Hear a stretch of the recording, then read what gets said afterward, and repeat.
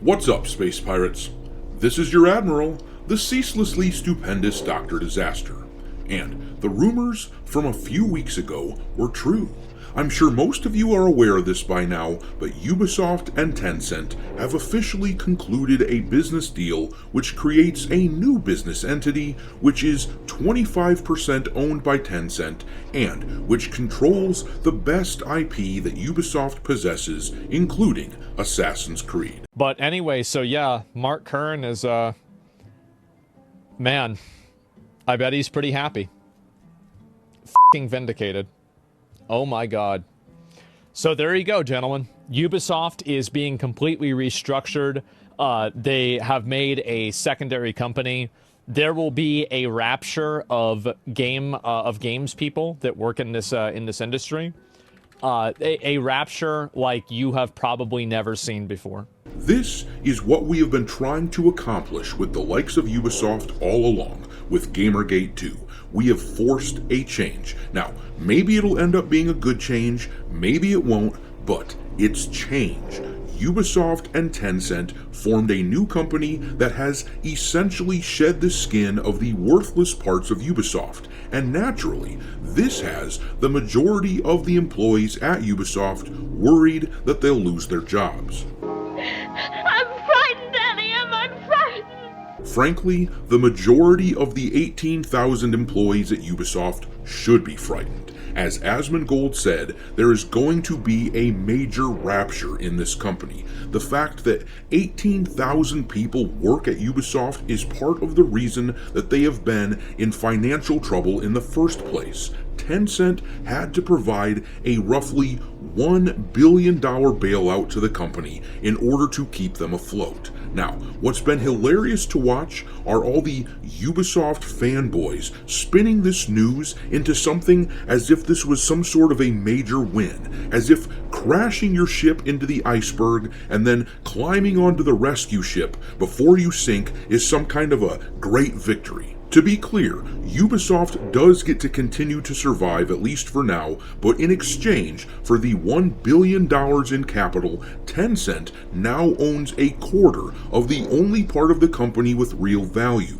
In other words, the CCP, the Chinese government, gets a massive say in Assassin's Creed, Far Cry, and Rainbow Six games moving forward. Ubisoft stands. Pretending this is a win is clueless arrogance at its best. Evacuate? In our moment of triumph? I think you overestimate...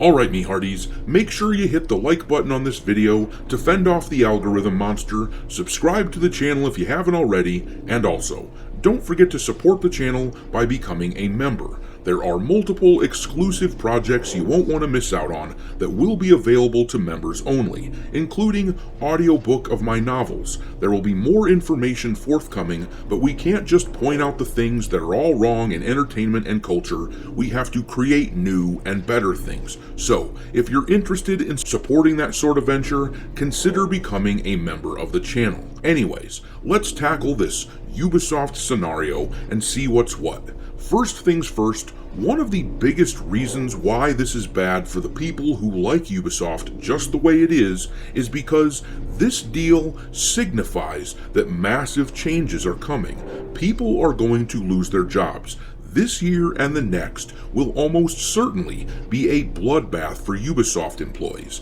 The Chinese government-directed Tencent just bailed Ubisoft's asses out for over $1 billion.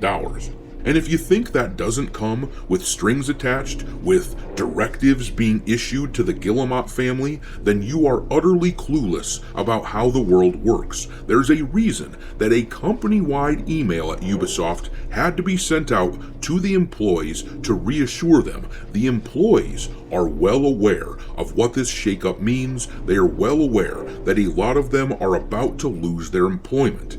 In this email, they accidentally admit that the part of the company with value is not actually the employees, but the IP that Tencent essentially just bought.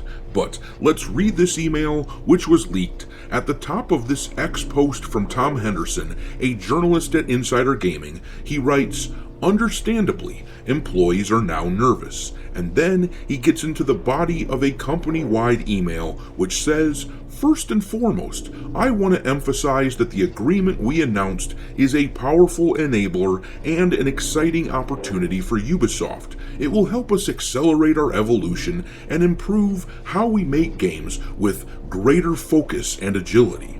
Now, if I were a Ubisoft employee, I'd be pretty nervous at those last few words.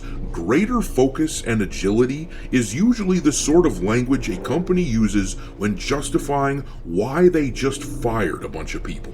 It sounds as though they are getting ready to prune.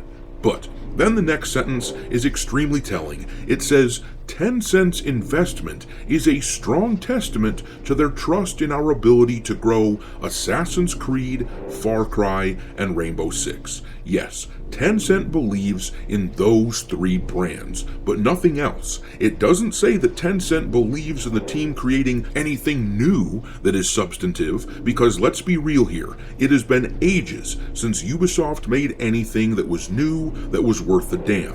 Last year, as an example, they tried pumping out Skull and Bones and X-Defiant, and both of those games fell flat on their face. This company is survived by relying solely on the franchises that they've had for a long time. They rely on brand recognition of their IP. And then the rest of the email is Ubisoft trying to reassure employees that everything is fine, but they also admit that they can't give any detailed answers as to what the future looks like. Once again, if you think all these employees are going to stick around, then you are insane. These same employees celebrated days ago because they managed to ratio Elon Musk in that flame war on X that we talked about, but that doesn't create any real value for a company, does it? In fact, it showcases an unserious and unfocused company that really needs to trim the fat. And this was always the goal with regards to Ubisoft. We wanted to see them be forced to change, and now they are. Whatever else happens with this big Tencent bailout situation, just know that it was a movement born out of desperation. Ubisoft wouldn't have done this unless they had to, and they almost certainly will be forced to completely change the way they do business moving forward. Grums posted this yesterday, claiming victory for those of us pushing against the woke in gaming. He said, "My plan worked.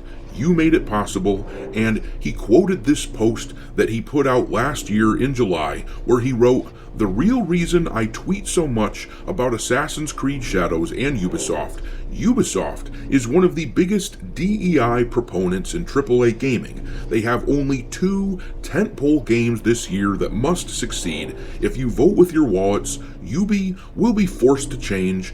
Both games have problems. Assassin's Creed Shadows makes a mockery of Japan for the sake of Western virtue signaling, and Star Wars Outlaws is pushing the defeminization man-jaw of current AAA female character design. Both are overcharging for games with less and less content and originality and gameplay. Ubisoft should be gamers' primary target this year to make a difference. I'm asking once again, 2 years to stop the spread. Stop buying games from companies that hate you. Now, I'm not going to call this total victory or anything. Ubisoft isn't magically fixed. The Guillemot family did the unbelievable and were able to find a way to maintain a majority control of Ubisoft while staying afloat. With them around, there will still be plenty of eye-rollingly bad decisions that they make moving forward, but the cost of remaining in control was high. The Chinese essentially own a vast sum of the only part of Ubisoft worth owning, and they will certainly have the ability to call a lot of shots moving forward. This subsidiary company represents a golden parachute for the Guillemots, but it represents doom for a lot of the devs at Ubisoft who will be on the chopping block. So on the one hand, Grums is correct. By saying no to these games, by avoiding purchasing from this company, we forced their hand. They are changing in ways that might be good for gamers. But on the other hand, the Guillemots remain in majority control of the company, and that isn't good. And the CCP gets a foothold, a major foothold, in a valuable Western IP. There's a strong argument out there from people saying that a lot of these Chinese investors are buying up portions of these gaming companies and then influencing them to sabotage them, pushing this insane progressive crap into their games, pushing them to devalue their own companies, and then they buy up larger portions of these companies for pennies on the dollar. That definitely could be what we have going on here, and that seems especially more suspicious considering the wave of Chinese developed games that have come out to fill the gap